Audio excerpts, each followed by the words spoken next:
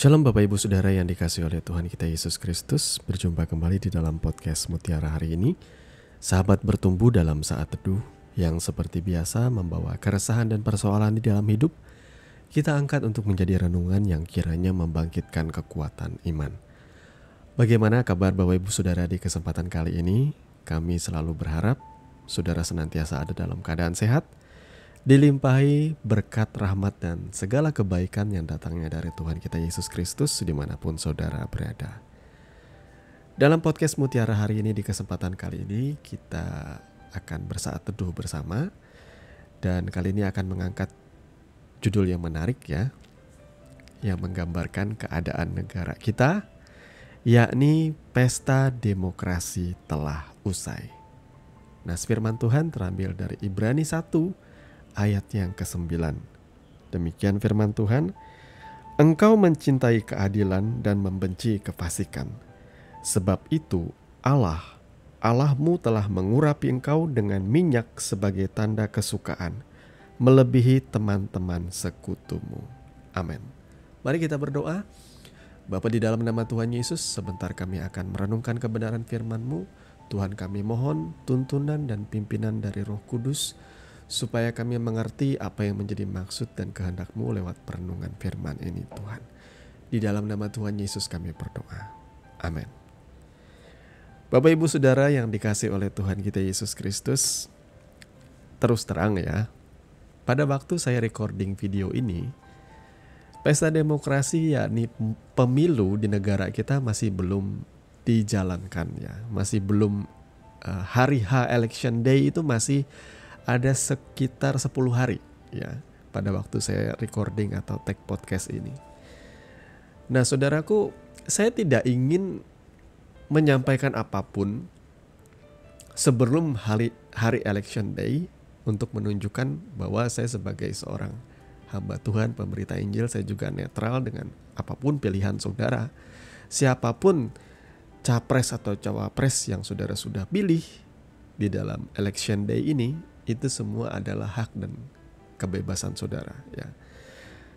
Yang pasti renungan ini di-post, saya upload sekitar kurang lebih 7-8 hari setelah election day.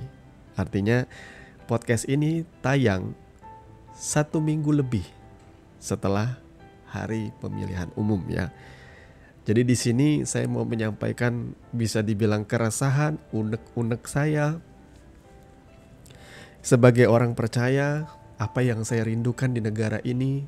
Dan saya pribadi adalah orang awam, dan saya juga bukanlah orang yang terjun ke dunia politik, bahkan saya cenderung menghindari. Karena bagi saya terbilang orang yang memang tidak suka kalau ada rohaniwan yang akhirnya menjadi politisi. Ini saya pribadi ya. Kalau ada yang berpikir bahwa rohaniwan boleh jadi politisi, ya silahkan. Saya juga bukan orang yang lantas meributkan hal itu. Ini pandangan pribadi saya. Karena negara kita ini, Indonesia, saya percaya sedang belajar berdemokrasi dengan baik. Ya, hanya saja yang paling tidak kita suka itu ialah masa-masa menjelang masa pemilihan umum, itu biasanya akan menjadi masa-masa yang luar biasa hektik, menjemukan, membosankan, membuat kita kadang-kala muak ya dengan manuver-manuver politik, kemudian berita-berita yang muncul di sosial media, kemudian pertempuran para buzzer dari masing-masing paslon, pasangan capres cawapres ya. Itu membuat kita jengah, jenuh, membuat kita tuh gimana ya. Kalau saya pribadi ya, pada waktu calon presiden itu ditetapkan ya dari 3 pilihan ini, pada waktu itu saya sudah menentukan pilihan saya. Dan setelah itu saya masa bodoh dengan berita apapun yang ada di media. Karena terus terang saya tidak ingin menghabiskan energi saya untuk memikirkan keributan-keributan, apalagi hoax yang tersebar ke sana kemari. Kemudian saya harus berdebat dengan saudara-saudara saya, atau mungkin ada di antara saudara yang akhirnya bermusuhan dengan sesama keluarga, bahkan bapak sama anak atau orang tua sama anak bermusuhan gara-gara beda pilihan presiden. Ya sekali lagi saya berdoa, saya berharap lepas dari pesta demokrasi ini kita semua bisa berdamai kembali, kita semua bisa berbaikan kembali, kita semua bisa ya rekonsiliasi kembali lah. Dan kita mulai belajar dewasa di dalam berdemokrasi ya. Ya banyak hoax yang saya tidak suka ialah ya munculnya selentingan kabar ini, kemudian menyerang karakter, kemudian black campaign atau apapun itu pernah kita rasakan di 2019 itu juga lumayan menyita energi kita. Padahal ya setelah selesai pemilihan presiden ya semua urusan berbangsa dan bernegara semuanya tuh ya kita juga nggak ngerti. Pada akhirnya kita tetap cari makan sendiri, kita tetap bekerja sendiri. Dan akhirnya yang saya pilih ialah yang saya pikir ya paling tidak mereka punya karya yang bersumber pada satu kata ini, keadilan. Makanya Nas Firman Tuhan hari ini berbicara soal keadilan paling utama, saudara ya. Kasih itu kalau di dalam bahasa Ibrani ya, atau kalau dalam sudut pandang Semitik, dalam sudut pandang orang Israel, kasih itu selalu berbicara mengacu kepada keadilan. Kalau saudara bicara tentang kasih, di dalam kasih itu ada keadilan, ya. Dan siapapun yang pada akhirnya jadi presiden di negeri ini, yang kita harapkan secara pribadi juga dari saya sebagai orang Kristen, ya, golongan minoritas ini, kita berharap adanya keadilan.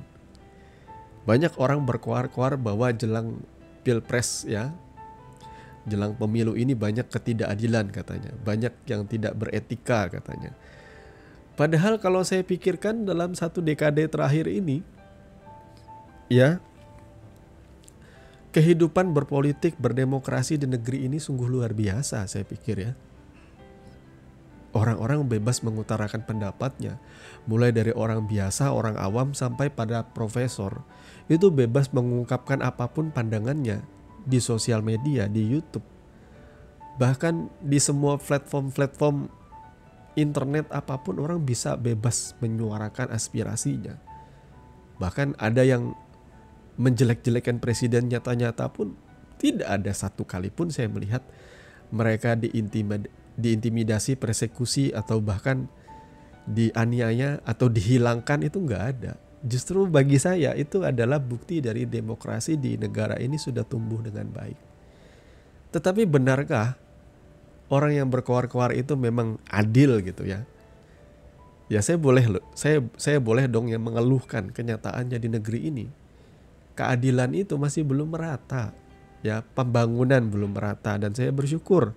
Saya mengapresiasi, silahkan saudara mungkin bisa menuduh saya apa. Saya selalu mengapresiasi setiap presiden-presiden yang memimpin di Indonesia ya.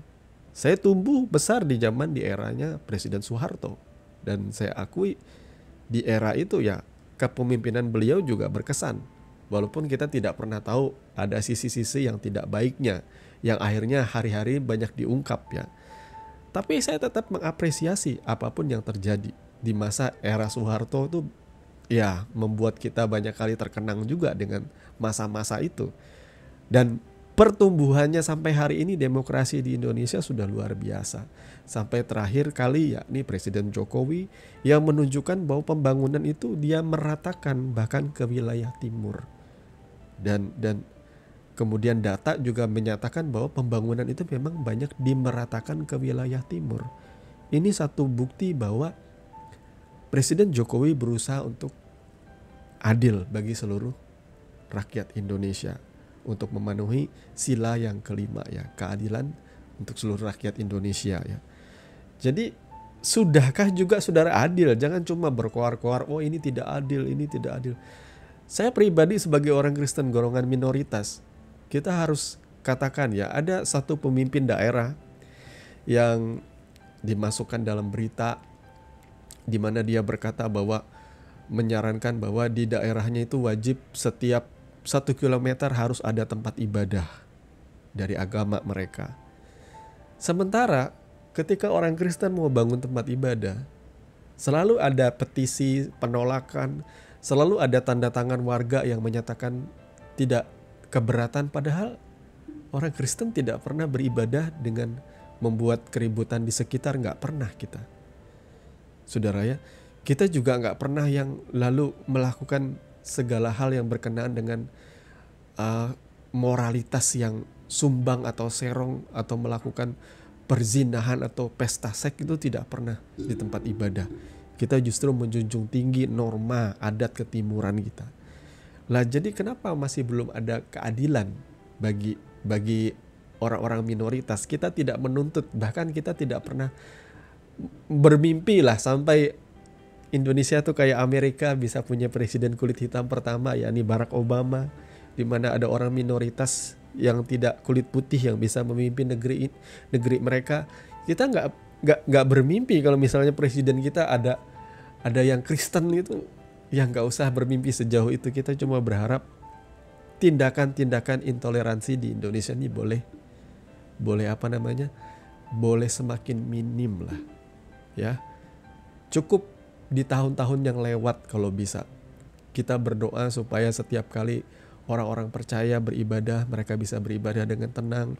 Karena itu juga yang diajarkan dulu waktu saya masih di bangku sekolah. Saya ingat memang waktu itu zaman Soeharto tidak pernah ada yang seperti ini ya. Kita bebas menjalankan ibadah kita tanpa ada intimidasi, tanpa ada orang menyetel musik dangdut untuk mengganggu jalan ibadah, tanpa ada persekusi, tanpa ada orang-orang yang lalu menyatroni masuk ke tempat ibadah sekonyong-konyong, membubarkan dengan alasan tidak ada surat izin. Kita berdoa supaya ada keadilan di negeri ini. Itu aja harapan kita buat pemimpin yang akan datang, saudara ya. Kita berharap keadilan itu bisa terwujud.